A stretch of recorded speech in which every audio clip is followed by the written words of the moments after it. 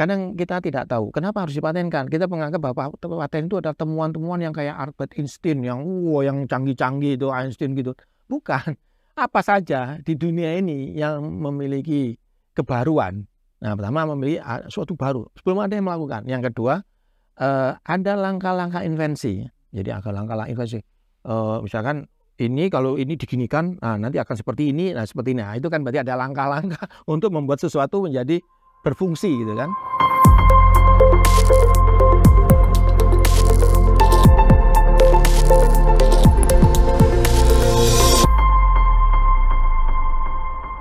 Halo rekan-rekan, selamat datang di mana kita akan membahas isu-isu seputar tentang HKI. Dan pada episode ini kita sudah kedatangan bintang tamu, yaitu Prof. Nurul dan Ibu Rahmita, di mana Prof. Nurul ini adalah seorang peneliti di BRIN ya Prof ya. Untuk pertanyaan pertama kita akan bertanya ke Prof. Nurul dulu kali Bu ya. Ya. Untuk Prof. Nurul, Prof, sebenarnya untuk kita bahas pertama ini kita bahas ke latar belakang dulu ya Prof ya. Bagaimana Prof bisa menjadi seorang peneliti nih Prof? Dari dulu itu apakah memang sudah ada cita-cita sebagai peneliti atau memang arah pendidikan itu mengajak untuk ke arah ke peneliti gitu dok? Iya, terima kasih ya. Mungkin selamat siang atau sore ya kepada semua hadirin ya. Jadi mungkin kalau cerita tentang kami ya sejak kecil, sejak SD ya, kami ini pengagum Einstein ya. Ini Pak Einstein kalau saya dengar itu karena ada waktu itu foto yang lumayan fenomenal ya.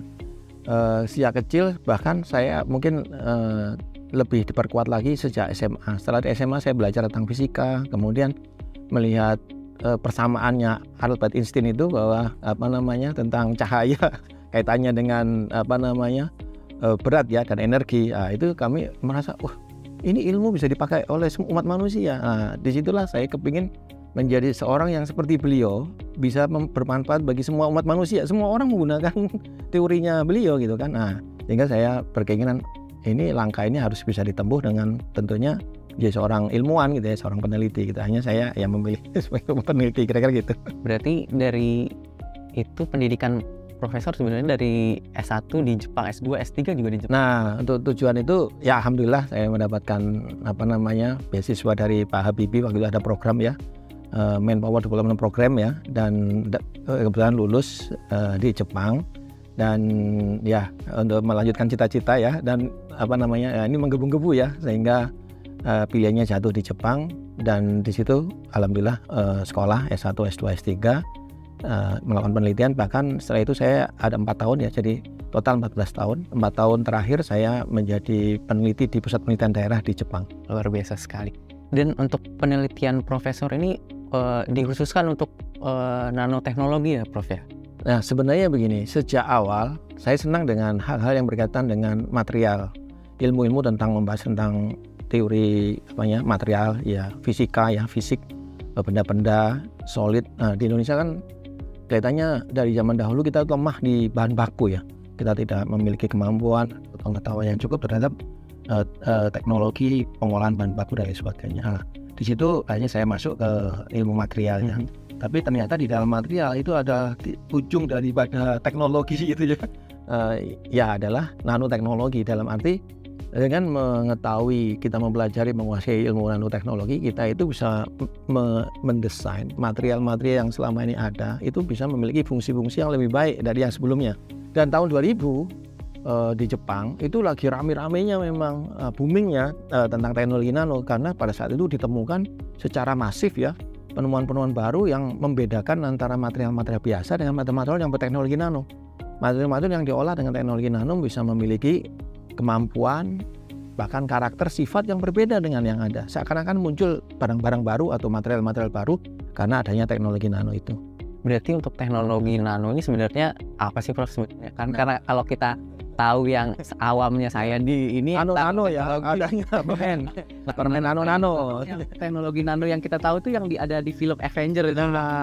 Kan keren kan? Keren, memang keren. Karena memungkinkan ketika nanoteknologi dikuasai, semua orang bisa membuat apa saja. Sebenarnya kita bisa menguasai teknologi Tuhan, menciptakan, meng-create material-material baru yang memiliki karakter yang berbeda, yang istimewa. Oke, apa sih sebenarnya nanoteknologi ya? Bukan permen nano ya. Nanoteknologi itu ilmu yang mempelajari tentang fenomena atau material benda-benda yang berukuran di bawah 100 nanometer. Itu skalanya. Ya, dengan orang menguasai, misalkan contoh nih, emas itu warnanya kuning ya. Kalau kita lihat sekarang. Kalau emas itu kemudian saya potong, akhirnya mencapai 1 mikron, masih kuning. Dari mikrometer, mikroteknologi, tidak mengubah warna emas dari kuning tetap kuning. Tapi begitu saya potong, saya haluskan kecil menjadi serbuk nano yang ukurannya menjadi 5 nano atau 2 nano, loh, tiba-tiba warnanya kuning itu hilang, menjadi merah. Sebelumnya menjadi hijau dan terakhir menjadi merah. Loh, emas kok selama ini kuning, setelah dipotong ukurannya nano berubah menjadi merah.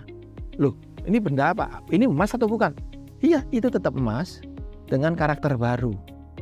Jadi selama ini kita memahami emas warnanya kuning, tidak bereaksi. Tapi ketika dipotong-potong sampai ukuran nano, warnanya jadi merah, memiliki karakter sifat masih bisa bereaksi, aktif. Loh, ini bagaimana? Nah, ini kan temuan-temuan baru. Sehingga nanoteknologi itu sebenarnya teknologi itu sendiri, tapi dia memiliki cara pandang tersendiri.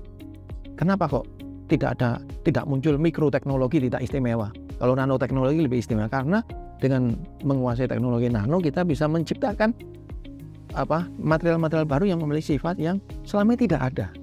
Sama-sama emasnya tapi karakternya berbeda loh. Kan berarti ini berarti emas berteknologi nano kan, jadinya gitu. Nah, contoh yang paling gampang adalah kenapa orang yang sudah sepuh, sudah tua, meskipun dia makan tulang, tapi kenapa kok dia masih sakit osteoporosis, keropos tulang? Padahal dia udah makan kalsium banyak-banyak. Karena memang tidak diserap ketika kita makan dalam gumpalan yang besar, masuk 3 jam di lambung, masuk ke usus halus, keluar lagi. Tidak ada yang diserap. Yang diserap sangat kecil sekali. Tapi ketika itu dibuat nano itu adalah ukuran ya. Rambut ini namanya 50 mikron. Rambut ya. Kalau dibikin 50 nano, satu rambut ini menjadi 1 miliar partikel. Nah, kebayang nggak? Satu rambut dijadikan dari 50 mikron ke 50 nano itu dipecah-pecah, dihaluskan sampai menjadi 1 miliar partikel. Nah, itu namanya 50 nano. Ketika kita minum kalsium yang sudah dipecah-pecah sampai 50 nano, langsung keserap karena ukurannya sudah nano. Sel darah merah itu 50 mikron, 30 mikron ya tergantung ya. Nano itu 1/1000-nya sih, atau minimal 1/100-nya. Jadi dia masuk, sehingga masuk ke peredaran darah kita dengan cepat sekali, kurang dari 1 jam bahkan kadang-kadang 30 menit. Kalau pakai minum kita langsung masuk ke dalam sel darah. Kira-kira seperti itu. Ternyata bukan hanya untuk seperti yang di film-film yang untuk bentuk robot, ya, nanoscale. Itu yang sudah nano memang banyak cabangnya ya. Salah satunya ya memang cabang yang seperti tadi. Tapi ada juga yang sederhana yang sekarang ini tidak diketahui oleh banyak orang dan sekarang bahkan itu sangat berfungsi, produk-produk kecantikan, produk-produk makanan, kosmetik, gizi, kesehatan ini udah banjir ya. Produk-produk yang berbasis teknologi nano ini udah banjir ke Indonesia ya sekarang ini. Karena untuk maksimal diserap di tubuhnya tadi. Ya, maksimal, efisiensinya bagus dan tidak perlu banyak-banyak dan cepat. Maksudnya ya cepat sampai ke dalam target kan gitu. Berarti untuk dari nanoteknologi sendiri Prof, untuk dari segi patennya nih Prof, ya. Sebenarnya untuk paten di Indonesia sendiri untuk nanoteknologi ini seperti apa sih Prof? Apakah memang sudah ada banyak peneliti seperti Profesor Nurul nih yang sudah memang fokus di nanoteknologi atau memang untuk Indonesia memang sedang dikembangkan lagi untuk nanoteknologi? Apalagi tadi Profesor bilang untuk nanoteknologi sederhana itu sudah bisa umum untuk bisa digunakan untuk pihak. Nanoteknologi ini kan hal baru yang mungkin dunia ini langsung kayak tercengang gitu kan. Ternyata ada ilmu baru ketika benda dihaluskan di ukuran nano, memiliki sifat-sifat yang baru. Seluruh dunia ini lagi berinvestasi besar-besaran mengejar ya cepat-cepatan menemukan, sehingga seluruh dunia ini melakukan investasi yang besar dalam hal pengembangan teknologi nano. Di Indonesia, kami mendirikan Masyarakat Nano Indonesia tahun 2005 tahun 2008 kami menerbitkan buku 100 profil ilmuwan nano. 2013 kita menerbitkan 300 profil ilmuwan. Sekarang mungkin lebih dari 1000 ilmuwan nano di Indonesia. Penelitian nano di Indonesia ini cukup luar biasa dan paten-patennya sangat relatifly kalau menurut saya banyak. Karena banyak hal-hal baru apalagi dengan keragaman hayati mineral kekayaan alam kita yang tidak dimiliki oleh negara-negara lain, sehingga ketika kita mengkombinasikan antara material bahan bakunya dari Indonesia kekayaan alam terus kemudian dipakai sentuhan teknologi nano, ini menjadi peluang baru untuk menulis paten. Sehingga paten saya pada saat menjadi kepala pusat inovasi di LIPI, sekarang saya di BRIN, itu juga banyak sekali temuan-temuan peneliti dari LIPI kaitannya dengan paten-paten yang berhubungan dengan nano. Karena ini memang sangat berpotensi Indonesia ya. Jangan sampai kita ketinggalan nih. Karena kita yang punya bahan baku masa seperti tempe. Kita yang makan tiap hari yang membuat tiba-tiba patennya ada di Jepang ya. Ini mohon maaf nih. Ini apa yang terjadi ini kan, Indonesia kemana aja kan gitu kan. Nah, jangan saya seperti itu. Jadi ya disentuh dengan teknologi nano segera bisa kita keluarkan sebuah hak intelektual baru yang belum ada di dunia ini, kita catatkan di paten gitu kira-kira. Berarti untuk teknologi nano sendiri, Prof, berarti Profesor sudah memang mendalaminya dari waktu sekolah di Jepang ya, Prof, ya berarti ya? Ya betul, jadi saya waktu lulus S1 itu ditawarin, waktu itu memang nano ya sudah ada tapi tidak booming ya. Nah, boomingnya itu seingat saya tahun 2000-an, 98, 99, 2000 pas saya masuk ke S2. Saya S2 itu di Jepang 97. Saat itu kami belum menggunakan istilah nano. Biasanya kita menggunakan istilah submikron submikron itu. Itu submikron itu artinya di bawah 1 mikron, berarti 100 nano. Nah, saya membuat riset di bidang baja ya. Mikrostrukturnya saya haluskan berukuran nano. Ternyata dengan perubahan struktur mikronya yang mendekati, kita belum menemukan nano waktu itu ya. Ini ternyata kekuatannya bisa 2-3 kali lipat. Wah, ada hal baru ya di dalam itu. Setelah saya lulus doktor ya, baru mulai rame tuh penggunaan kata nano. Padahal kami selama ini sudah menggunakan, sudah belajar teknologi nano itu sendiri, meskipun belum muncul istilah nano dipakai sebagai terminologi untuk mengungkapkan bahwa teknologi yang ini beda loh, ini namanya nano loh. Padahal sama teknologi itu sendiri, cuman ini agak dibedain gitu. Jadi nanoteknologi itu sudah sekarang menjadi sebuah kayak dalam tanda kutip teknologi yang spesifik gitu ya. Nah, tentang nanoteknologi yang memiliki perbedaan dengan teknologi yang sebelumnya. Padahal teknologi itu sendiri. Nah, dan saya sudah, maksudnya sebelum istilah itu muncul, ya, kami sudah mempelajari di riset-riset saya, khususnya pada saat saya master ya, S2 dan S3 saya. Gitu sih. Ya. Oke, berarti untuk nano sendiri itu adalah sebenarnya awalnya itu dikenal dengan submikron ya berarti Prof ya. Karena yang dulu untuk standar terkecil itu masih mikron berarti ya, Prof ya. Karena waktu itu memang kita belum mendalamin. Sebenarnya kalau di awal-awal sih kayak Richard Feynman ya, penemu yang pertama yang mengungkapkan kata-kata nano, memunculkan istilah nano itu adalah beliau. Beliau mengatakan bahwa di dasar yang lebih dalam, maksudnya di bawah mikron seperti 100 nano, 200 nano, itu masih banyak barang-barang ya, ilmu teknologi yang bisa kita ungkap yang akan merubah dunia ya. Jadi beliau sudah memprediksi waktu itu kalau seandainya kita bisa menguasai ilmu-ilmu nano, mungkin bisa dikatakan kita akan menguasai ilmu Tuhan, meskipun tidak semuanya ya, sebagian ilmu Tuhan lah bahasanya gitu ya. Karena kita bisa menciptakan sebuah barang baru yang selama ini tidak ada, yang di alam tidak bisa muncul sendirian. Contoh yang paling sederhana, bedanya arang sama intan. Keduanya berasal dari karbon. Intan mengkilap, bahan baku sama karbon, 100% karbon. Arang juga yang murni ya, 100% karbon. Tapi yang satu lembek, yang satu keras. Yang satu mengkilap dan tidak menghantarkan listrik, yang satu lembek menghantarkan listrik. Ya kan? Tapi ternyata akhirnya ini orang menemukan apa yang disebut dengan karbon nanotube. Tiba-tiba ketika orang diteliti-teliti, muncul kombinasi baru, struktur baru, namanya karbon nanotube. Bentuknya kayak tidak seperti arang. Kalau arang itu bentuk kristalnya seperti ini. Kalau diamond itu, intan itu seperti ini. Ternyata mereka seperti tube, tapi berayer-rayer. Ternyata ini kuat, tapi menghantarkan listrik. Ini padahal sama-sama karbon, ternyata berbeda-beda. Dan kemudian ditemukanlah berbagai macam produk barang-barang material-material baru yang berbasis karbon. Tapi berbeda sifatnya, beda dengan arang, beda dengan karbon, beda dengan karbon nanotube. beda dengan berbagai macam lagi loh. Artinya manusia ini bisa membuat apa saja ya dengan bahan baku yang disediakan oleh Yang Maha Kuasa. Tadi karbon saja bisa membuat banyak produk. Jadi nanoteknologi bisa merubah partikel ini. Sebuah partikel yang dikumpul-kumpul menjadi satu struktur yang memiliki karakter tertentu yang membedakan dengan partikel lainnya. Ya, jadi kayak menciptakan barang baru, benda baru, material baru. Kayak DNA-nya Nurul, meskipun bahan bakunya kita sama, karena kita DNA-nya itu seperti ini, menjadi anaknya mungkin agak sedikit ini, gitu kan ya. Beda nasib maksudnya ya Pak ya. Nah, ya itu termasuk beda nasib ya.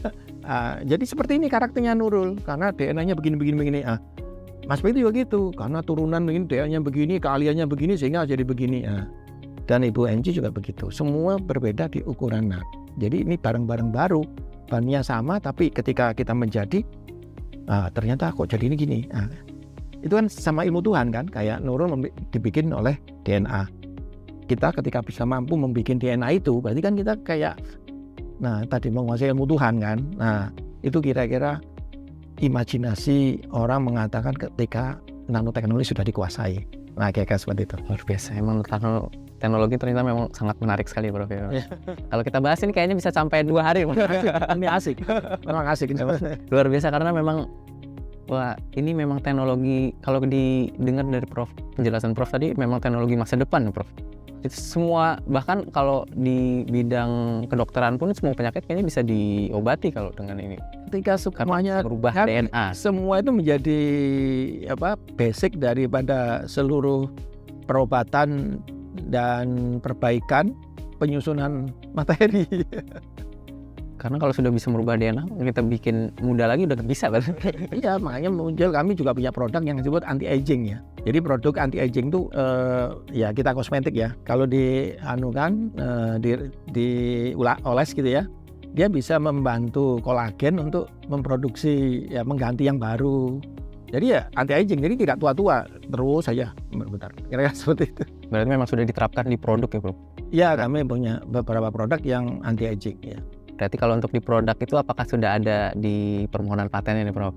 Iya. Berarti kalau dari pengalaman Prof nih dari Jepang, berarti sudah ada beberapa paten yang Prof miliki, Prof di Jepang maupun di Indonesia kan Prof? Sebenarnya untuk paten sendiri itu penting nggak sih Prof untuk para peneliti itu Prof? Ya saya pesan ya kepada semua para peneliti ilmuwan, paten itu sangat perlu sekali karena kan temuan ya, invensi. Nanti Baji nanti bisa dijelasin lebih ini ya Bu ya, ini ya. Tapi ini saya perspektifnya adalah ilmuwan ya. Jadi paten itu sangat penting karena itu invensi temuan, hal yang baru. Mungkin orang mengatakan tidak perlu dipatenkan ya, bukan. Kadang kita tidak tahu kenapa harus dipatenkan. Kita menganggap bahwa paten itu adalah temuan-temuan yang kayak Albert Einstein yang canggih-canggih itu Einstein gitu. Bukan. Apa saja di dunia ini yang memiliki kebaruan. Nah, pertama memiliki suatu baru sebelum ada yang melakukan. Yang kedua, ada langkah-langkah invensi. Jadi ada langkah-langkah invensi. Misalkan ini kalau ini diginikan, nanti akan seperti ini, seperti ini. Nah, itu kan berarti ada langkah-langkah untuk membuat sesuatu menjadi berfungsi gitu kan. Dan yang terakhir memiliki potensi industri. Jadi bisa dikomersial atau diindustrialisasikan untuk dimanfaatkan. Nah, ini ya ketika kita melakukan penelitian atau melakukan apa aja ya kaitannya dengan pengembangan, itu memiliki 3 unsur ini, sebaiknya itu wajib menurut saya dilindungi, dilakukan meminta untuk perlindungan di negara kita sehingga didaftarkan paten. Jadi paten kadang-kadang yang mengatakan, wah kalau perlu dipatenkan Pak, ini nggak komersial. Loh, tujuan paten, mohon maaf ya Bu Anji ya, kan tujuan paten bukan untuk komersial, bukan. Tujuan paten itu untuk melindungi. Jangan sampai kita daftarkan 2 tahun, 3 tahun kemudian keluar di televisi, ada orang yang menemukan persis yang kita buat, terus dia ngomong, oh itu kan penelitian saya. Sakitnya di sini, ya kan? Di kemudian orang lain, kalau tujuannya untuk yang lain kan ya kurang bagus ya. Nah makanya tujuan dari paten itu ya pertama perlindungan. Jadi kita harus bisa melindungi hasil temuan kita. Perkara nanti bisa komersial atau tidak lain soal. kalau bisa dikomersialkan, berarti nanti komersialisasi kita itu nanti akan dilindungin. Jadi bisa monopoli nanti ya. Karena kita diberi dalam waktu jangka 20 tahun. Kalau paten biasa kan 10 tahun. Setidaknya kita bisa mendapatkan hak untuk melaksanakan itu gitu. Berarti kalau gitu kita langsung ke Bu Eci ini, Bu. Karena sudah menyinggung paten dan bagaimana tadi Prof sudah menjelaskan bagaimana harus pentingnya paten, Ibu. Untuk di Indonesia sendiri, Bu, sebenarnya untuk paten itu seperti apa sih, Bu, sebenarnya?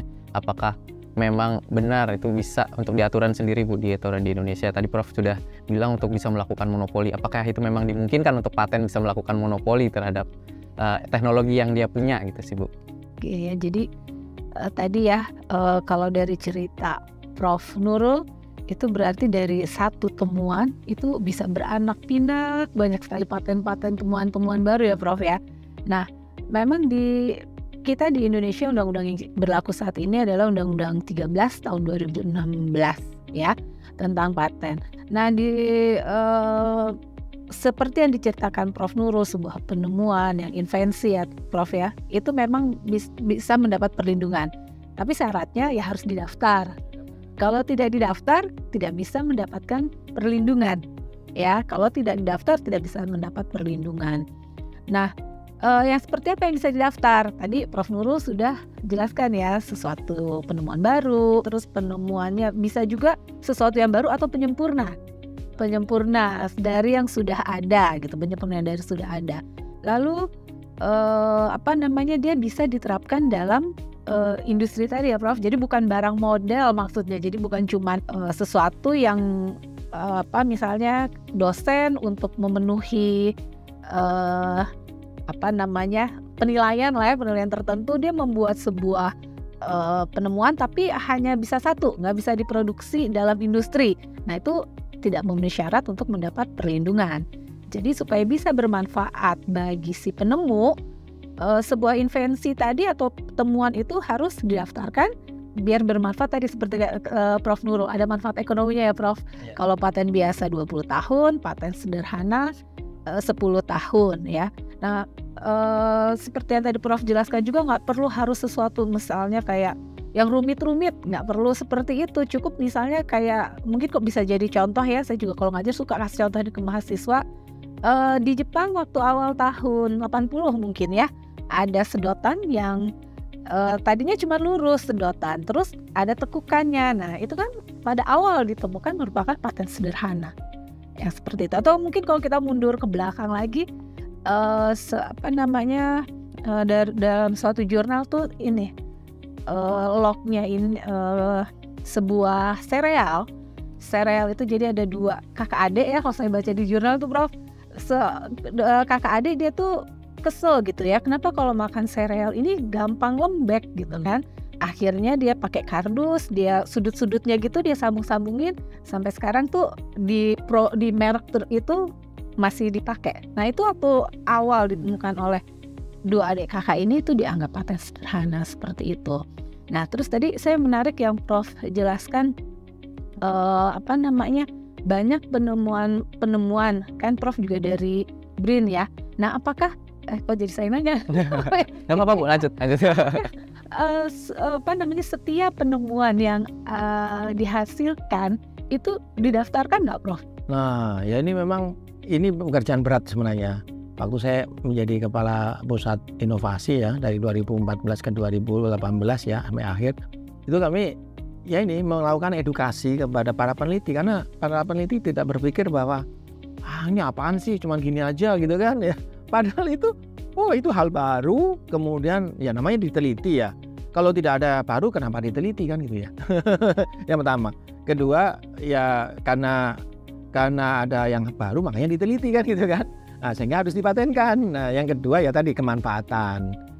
Ya namanya juga penelitian industri yang untuk menyelesaikan masalah-masalah yang ada ya, berarti kan ada potensi itu diterapkan di industri. Terus dan dilakukan karena juga masalah diteliti kan, dilakukan melalui langkah-langkah inventif. Jadi ada langkah-langkah inventif. Nah, ini yang paten biasa itu harus pakai langkah-langkah inventif ya Bu ya. Terus ada langkah-langkah berurutan. Jadi inventif itu langkah-langkah untuk melakukan penemuan. Jadi ini harus dibengkokkan dulu ini ke sini. Dengan dibengkokkan nanti akan seperti ini dan ditambah lagi begini. Itu namanya langkah-langkah inventif untuk menuju penemuan. Nah, ini dengan kategori 3 ini seharusnya sudah layak dan wajib kalau menurut saya untuk didaftarkan. Tapi peneliti menganggap bahwa ini biasa aja, ini juga nggak laku, kadang-kadang begitu ya, tidak bisa dijual gitu kan. Nah, ini menurut saya salah besar ya, sehingga kami melakukan edukasi, Bu. Jadi kami keliling mengadakan webinar. Kalau dalam dulu bukan webinar ya, kita langsung datang seminar kita untuk tingkat awal, pemahaman tentang paten, sosialisasi dan sebagainya. Itu memang sangat diperlukan ya menurut saya. Karena tidak semua para peneliti atau ilmuwan itu memahami, atau mungkin orang-orang di sini ya, teman-teman kita yang di masyarakat juga ya, paten-paten masyarakat itu banyak loh, ide-ide sederhana, termasuk tadi yang saya singgung tentang masalah tempe.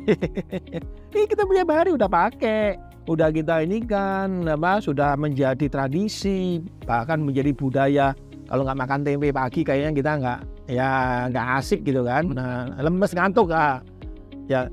Tapi ternyata patennya ada nama Jepang. Kok bisa? Ya kan aneh ya. Nah, ini ya karena tadi pemahaman tentang perlindungan atas hasil yang ditemuan baru itu belum ada. Nah, makanya sekarang ada undang-undang paten yang menurut saya sangat membantu ya untuk itu. Ya Bu ya, jadi harusnya didaftarin. Tapi masih berjuang ya. Perlu sosialisasi. Atau kan memang untuk mendapat perlindungan tuh harus daftar. Mungkin juga ada kebingungan mungkin masyarakat tidak. Betul. Ya. Ketidakpahaman, kadang-kadang merasa mahal. Loh, daftar paten kok mahal? Gimana sih? Enggak juga. Apalagi kalau dari kalangan universitas ya, enggak mahal ya. Ya, kalau dalam industri ya memang sih kan mungkin ya didaftar memang sesuai dengan aturan. Tapi kalau untuk para ilmuwan sih sebenarnya kalau daftarnya melalui ini aja ya, universitas atau apa nih, jadi harganya murah. Nah, dari pengalaman Prof, dari pendaftaran paten nih Prof, seperti apa Prof? Pendaftaran paten di Indonesia dan di Jepang, Prof sudah ada ya Pak? Ya ada. Di Jepang waktu itu memang biasanya umumnya pakai konsultan. Saya mendapatkan paten mungkin waktu itu konsultan ya. Sehingga karena saya harus berhadapan dengan konsultan, saya harus menjelaskan semuanya. Konsultannya kan kadang-kadang nggak paham tentang, nggak paham tentang teknologi, apalagi teknologi nano gitu kan. Akhirnya saya harus menulis sendiri.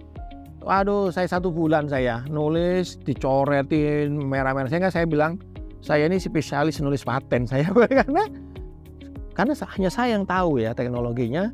Apalagi pakai bahasa Jepang lagi kan, udah kita bahasa Jepangnya juga nggak bisa. Ya maksudnya ya bisa tapi nggak mahir-mahir banget gitu ya. Akhirnya saya nulis pakai bahasa Jepang dan saya belajar mulai dari penulisan sampai bagaimana cara mengklaim patennya di Jepang yang menurut saya berbeda dengan cara mengklaim di Indonesia. Ini yang menjadi perbedaan yang cukup besar ya antara klaim paten di Jepang.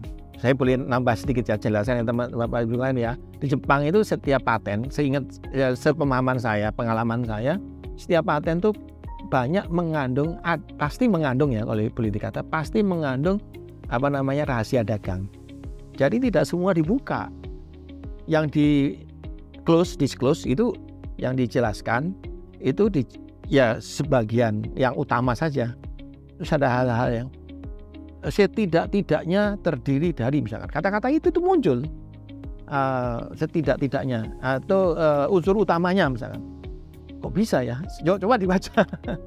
Sehingga kita ini ketika saya mencontek patennya Kobe Steel waktu itu, mohon maaf saya karena dibongkar teknologi yang kita pelajari, kita tiru lah ya, kita cek verifikasi ya kan, kita cek ternyata sulit kita itu membaca patennya mereka tuh, dicobakan di riset belum tentu sama hasilnya. Nah, karena mereka ternyata menuliskan tidak secara keseluruhan dituliskan. Jadi yang utama aja ya yang didiskus itu tidak semuanya. Nah, di Indonesia beda, yang didiskus kayak nulis paper. Jurnal internasional harus detail rinci, titik komanya kalau perlu. Nah, ini menurut saya ya jadi tulisan kualitas patennya yang di Indonesia ini kayak sama dengan tulisannya paper gitu kan. Padahal bukan ya, ini paten kan perlindungan. Kalau di Indonesia ditulis tidak ada perlindungan sama sekali. Jadinya tanda kutip kan membuka semua info yang teknologi itu ya dibukakan secara keseluruhan. Disclose semua yang sampai detailnya ini, sehingga tidak ada yang tidak didisclose. Jadi ya kita ganti salah satu saja sudah gampang ditiru gitu kan. Maksud diganti ini sama ini udah selesai dan kita bisa daftar paten lagi baru gitu kan. Nah kalau di Jepang kami untuk membongkar satu paten saja mungkin melakukan, saya hampir 2 tahun ya tiap hari praktikum untuk menguji coba yang ditulis di patennya mereka sebelum muncul paper publikasi yang benar. Itu 2 tahun saya belum ketemu itu ini kok gak seperti yang dilaporkan gitu kan. Baru setelah itu muncul di paper publikasi setelah 2 tahun, 3 tahun ya kan. Dari Jepang kan 2 tahun sampai 3 tahun ya, 3 tahun baru granted publikasinya baru muncul kan. Baru saya baca publikasinya, ya ampun ternyata ada yang dihilangkan nih. Ternyata dia nambahin ini lah ya. Nah hasilnya pun berbeda dengan yang diklaimkan. Nah ini ya nggak tahu ini rezimnya di Indonesia kayak apa nih. Menanggapi. Berarti kan tadi untuk yang paten di Jepang sendiri, berarti itu untuk yang diumumkan tadi itu Prof, maksudnya seperti apa? Apakah setelah perlindungannya sudah selesai atau diumumkan atau pas dalam jangka perlindungannya? Ya sebenarnya ya ini kan kita hati-hati tergantung kita juga ya. Apakah kita yakin bahwa paten yang sudah kita tulis ya kita daftarkan ini ketika mau kita publikasikan, kita yakin nggak sih ya meniru atau bahkan mengantisipasi mereka mencoba menggantikan yang baru ya. Kita kan yang ingin terlindung juga ya Mas. Tapi kalau kita yakin bahwa itu tidak terjadi, sebenarnya sah-sah aja kalau kita mau publikasi ya. Tapi biasanya umumnya di Jepang kita dilarang ya, setidaknya tidak diperkenankan untuk terlalu disiarkan secara luas selama 1 tahun atau mungkin 2 tahun setelah pendaftaran paten. Jadi mereka menunggu sampai keluar ya grantednya dulu baru mereka menuliskan gitu sih. Untuk di Indonesia sendiri Bu, bagaimana Bu untuk peraturan di Indonesia terkait permohonan paten, apakah memang sama seperti di Jepang itu ataukah seperti apa Bu untuk dapat dipublikasi tadi Bu? Publikasi sih memang selama kalau kita sudah masuk permohonan ya itu memang sebaiknya kita tidak, kan kita masa tunggu ya Prof ya, masa tunggu nggak ada sih peraturan menjelaskan ya dilarang, atau yang ada sebelum kita mengajukan permohonan pendaftaran kan yang 6 bulan untuk komersil itu kan nggak boleh gitu ya. Tapi kalau sudah permohonan masuk di sini kan juga prosesnya kurang lebih 2 tahun mungkin ya, 2 tahun mungkin baru granted juga. Itu juga sebaiknya sih dari inventor ya jangan melakukan publikasi sampai ya memang sudah granted, tapi tidak ada larangan dilarang seperti di Nah di Jepang juga tidak dilarang. Jadi tergantung kita. Iya, kita ini merasa nyaman, aman nggak sih kalau ini saya publikasikan. Makanya publikasinya kan biasanya terbatas, bagian-bagian tertentu aja supaya tidak terungkap secara keseluruhan. Sekarang juga mungkin tadi Prof sebut rahasia dagang ya, ada beberapa juga yang pelaku usaha dari luar ya, ada beberapa merek ya dia punya beberapa inilah ya temuan-temuan gitu, itu juga sudah mulai membuat undisclosed untuk formula-formula tertentunya. Jadi ya tujuannya seperti itu. Paten kan akan habis hanya 20 tahun untuk paten biasa. Nah tapi kalau memang inventor itu ingin mendapatkan perlindungan terus memang berarti ada informasi yang nggak boleh ditahu oleh orang lain, karena kan kalau rahasia dagang sifatnya harus selalu rahasia supaya bisa mendapat perlindungan gitu kan. Itu sudah ada beberapa, tapi untuk di Indonesia ya karena memang cara kita untuk mendrafting paten memang harus dijelaskan gitu ya, diklaim itu klaim apa yang diklaim gitu kan, harus detail ya. Mungkin kalau kita mau memberlakukan seperti di negara lain ya, itu antara inventor ya inventor mungkin dengan konsultannya mungkin bisa membatasi mana yang bisa terbaca oleh pemeriksa paten, mana yang harus ditutupi. Karena kan memang proses pendaftaran itu kan permohonan masuk, lalu akan diperiksa oleh pemeriksa paten ya, yang kita sebutnya pemeriksa paten. Nah, pemeriksa paten akan membandingkan dengan paten yang paling mirip dari semua negara, nggak cuma dari Indonesia kan, dari semua negara dia akan membandingkan mana yang paling mirip.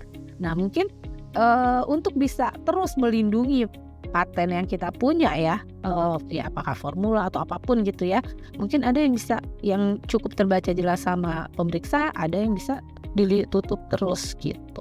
Seperti itu sih, supaya perlindungannya bisa lama, manfaat ekonominya bisa lama ya Prof. Ya memang ada beberapa strategi ya.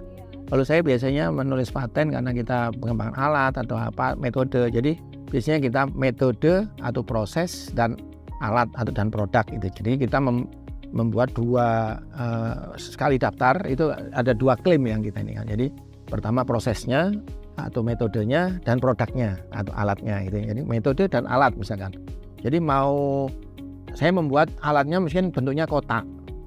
Tapi metodenya kan apa saja. Kalau metodenya seperti ini, Anda membuat bulat, lonjong, kotak, kuning, merah.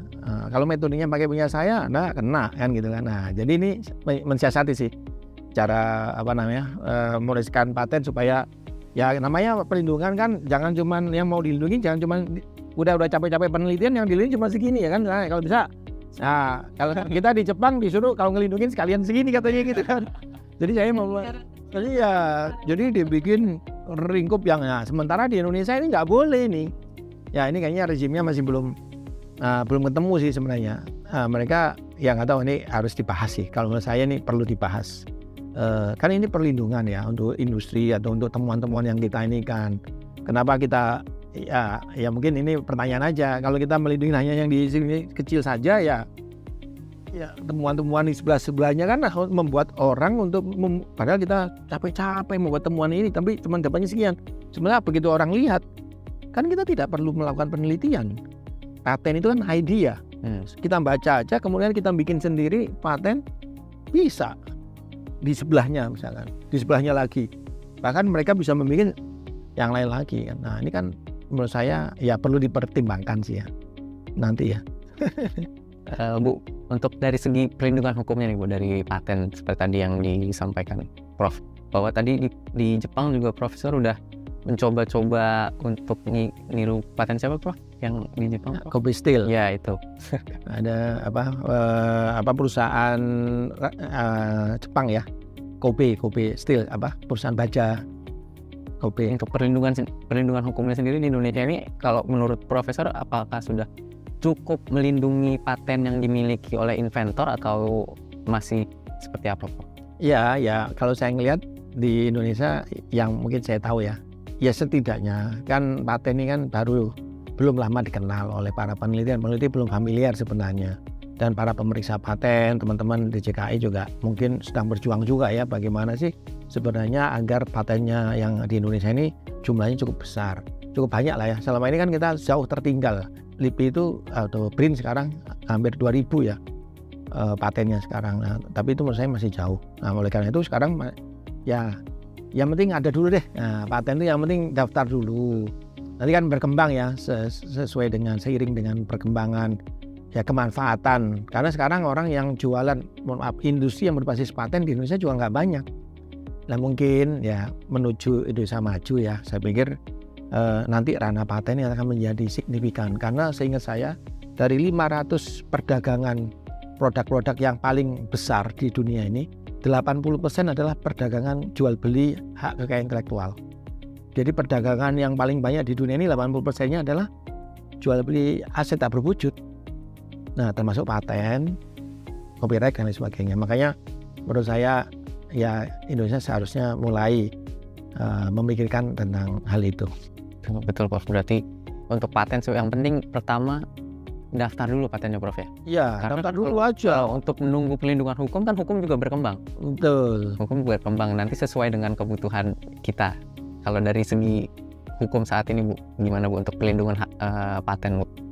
Untuk paten ya kalau secara hukum ya misalnya kalau secara hukum ada pelanggaran kan meniru paten milik orang lain terus diproduksi sendiri, itu kan pelanggaran.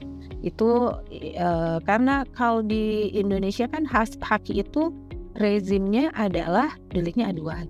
Jadi pemilik paten itu yang harus mengadukan ke pihak yang berwenang untuk menerima aduan supaya diproses agar si patennya tetap terlindungi kan, si inventor tetap bisa patennya tetap terlindungi. Harus ada aduan dulu. Kalau nggak ada aduan tidak akan jalan. Untuk perlindungan paten ya sudah banyak yang sesuai dengan undang-undang paten yang berlaku ya, jadi dikenai sanksi, denda ya biasanya tuh sanksi. Untuk perlindungan ya sebuah penemuan kalau sudah ada paten diproduksi. Nah, dari rezim haki tadi kan Prof juga bilang dari sekian berapa ribu perdagangan semua terkaitnya sama haki, ada merek. Nah, produk yang yang ada temuan baru itu bisa diberi nama dari si inventor tadi. Dia mau kasih nama apa nih untuk dalam perdagangan tuh dapat pertambahan perlindungan lagi dari sisi hakinya ya. Ada merek yang bisa dilindungi juga. Terus tadi satu lagi rahasia dagang ya Prof, kalau ada informasi yang tetap di-keep sebagai rahasia seperti itu. Dan di Indonesia ya sudah cukup sesuai lah dengan undang-undang yang berlaku gitu ya, walaupun mungkin nggak semua, tapi ya bisa dibilang sudah cukup banyak yang bisa yang di alur penyelesaian sengketa sehingga pemilik merek atau inventor mendapat perlindungan sudah sesuai alur. Ya, karena referensi aturan kita mungkin sama seperti WIPO. Ya kan pakai TRIPS ya, karena kita kan sudah ikut WTO agreement ya, jadi kita harus sesuai sama TRIPS. Jadi ya sudah mulai baguslah perlindungannya seperti itu. Dan tadi kalau untuk penemu ya Prof, di Indonesia sudah kalau saya tadi sempat spill risetnya DJKI ya, untuk dalam negeri itu jadi bukan yang dari luar didaftar di Indonesia, tapi dalam negeri 2022 itu udah 14.000 Prof. Sudah ya saya cukup banyak ya, 10.000 atas udah ada 20 seingat saya 14.000 2000 ya. Menurut saya dulu kita dianggap sebagai negara penjiplak, langsung patennya sedikit. Luar biasa. Mungkin ada ini juga berkat BRIN LIPI dulu. Ya lumayan sih. Dari BRIN sendiri sudah berapa ribu Prof itu? Dari BRIN sendiri udah 2.000 ya Prof ya? 300, 400. Terus saya setahun saya bisa 200 ya. Luar biasa. Lumayan sih, sekarang udah 2.000-an nih. Ini memang menarik sekali Prof kalau kita membahas nanoteknologi dan paten yang di Indonesia nih Prof. Tapi kayaknya waktu kita sudah habis nih Prof untuk membahas. Sebenarnya kalau mau membahas lebih dalam lagi bisa lebih lama lagi ya Prof ya. Untuk nano sendiri, teknologi udah seru banget ini Prof. Tapi karena waktu sepertinya udah cukup untuk kita pada episode kali ini Prof. Mungkin saya sedikit ambil kesimpulan dari yang Prof sudah sampaikan tadi, bahwa untuk mengajukan permohonan paten di Indonesia ini tidak perlu menunggu untuk hukumnya bagus dulu ya Prof ya. Karena hukum dan paten itu memang berkembang. Jadi yang penting kita sudah dapat perlindungan untuk paten, kemudian untuk hukumnya sendiri karena berkembang nanti kemudian bisa mendapat perlindungan yang lebih dari hukum yang nanti. Karena undang-undang juga bisa berubah ya Bu ya. Ya, kalau dari Bu Eci tadi Bu, mungkin untuk perlindungan paten sendiri karena kita memang sudah menganut TRIPS ya Bu ya. Jadi untuk perlindungan paten pun sudah mengikuti aturan yang memang sudah ada di internasional ya Bu. Jadi untuk perlindungan paten di Indonesia pun udah memang sudah sesuai standar internasional ya. Mungkin untuk episode kali ini terkait paten, untuk membahas isu-isu haki lainnya kita bisa membahas di episode lain. Mungkin terima kasih Prof untuk waktunya, Bu Eci untuk waktunya. Mungkin kita tutup episode kali ini. Apabila teman-teman ada pertanyaan bisa langsung menulis di kolom komentar, atau apabila belum subscribe channel kami di SIP Law Firm bisa minta di subscribe dan like untuk video ini. Terima kasih.